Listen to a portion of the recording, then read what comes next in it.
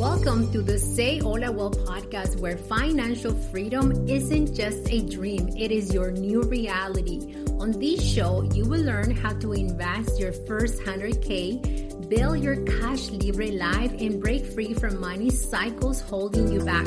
I am your host, Luzy King, a first-gen Latina who went from $220,000 in a student loan debt household combined to becoming an angel investor. If you are ready to step into your financial independence, you are in the right place. God, I don't even know where to start. So I have been reflecting so much on the client transformation and all of the things that mujeres have been doing and have done to really reclaim their financial prosperity. So this episode is nothing like we have done before, okay? So in this episode, I'm going to be sharing the stories of mujeres that have been doing so much growth since they decided to start investing in themselves. And some of the voices that you are going to hear, you've heard them before because I've already shared their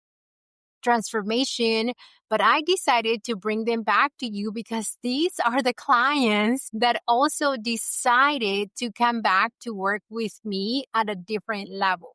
And I want to remind you that we are currently enrolling for the Say Hola Wealth Academy, which is my 12-month group coaching program for Latinas. And why I want you to join the academy is because I want to help you understand how avoiding your money is costing you. Okay. And we do that through a lot of inner work, a lot of strategy, and yes, a lot of rewriting all of those limiting beliefs that we have.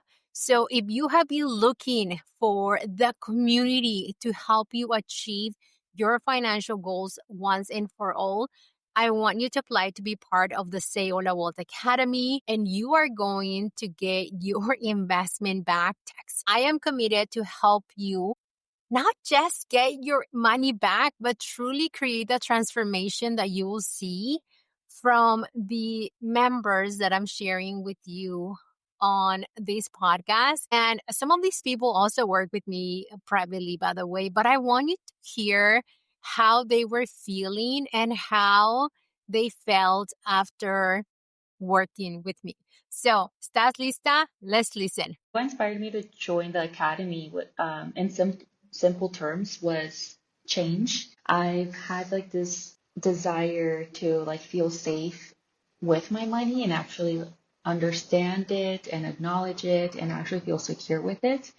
And before, like I would feel like almost suffocated right here. Like I just would be drowning. Like I wouldn't understand I wouldn't understand nor see like those numbers. And the past 2 years, I've been focusing on building my foundation in 3 areas of my life, which were career, relationships, and finances. And then finances became more prominent that last December. My cousin sent me the podcast that you were featured in. When I heard your story, like starting as a housekeeper and transforming your life through that self-responsibility, tenacity, it just really resonated with me. And I immediately clicked like the show notes, visited like your website, booked a discovery call, and I think it was like the next week that I just met you, and I was like, okay, I just knew like it was the academy aligned with not only my values and goals, but I just felt very seen and understood by you.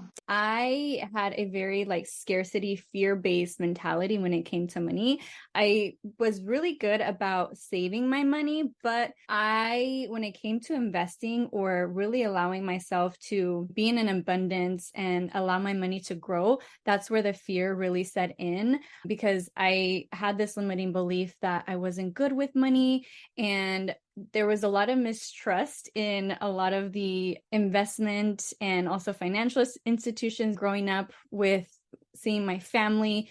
We basically lived in this survival mindset where we only needed money for basic necessities. And outside of that, like we didn't invest anything.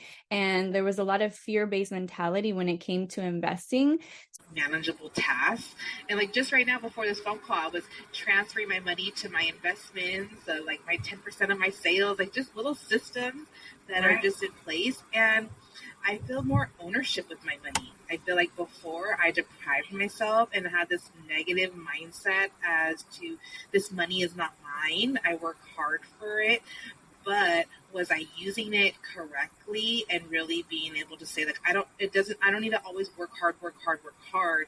I also need to make sure that the money I get works hard for me. But how am I putting that somewhere for it to work? Or am I just dumping it into an account and expecting it to grow? Like, that's not going to happen.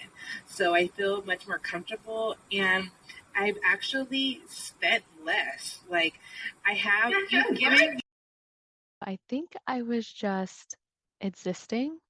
Like, I did all the right things, right? I went to school, I got a job after graduation. I eventually moved on from that job to get another high-paying job. But I was just lost. I checked all the boxes, I felt, but I didn't really know what came next. I knew I was making really good money, but had no idea what to do with it or where I was going in life.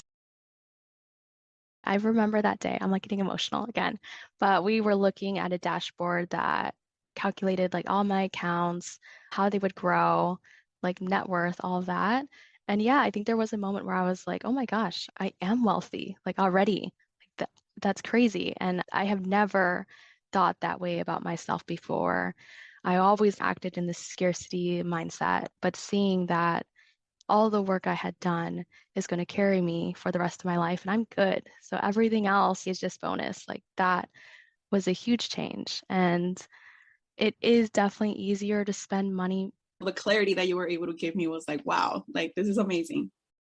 Our very first call, our very first coaching call. That's when I was like, oh my gosh, best decision ever to get Luzy as a coach, because I'm not someone to get emotional or anything, but like on that coaching call, when you were asking me about, about my money story, and you took me back to the beginning stages of like my early money memories, and we dug into that, and it made me realize like, wow, like the reason I'm showing up with my money this way is not necessarily because they're my beliefs, they're my parents' beliefs. And I understood a lot of what they have gone through.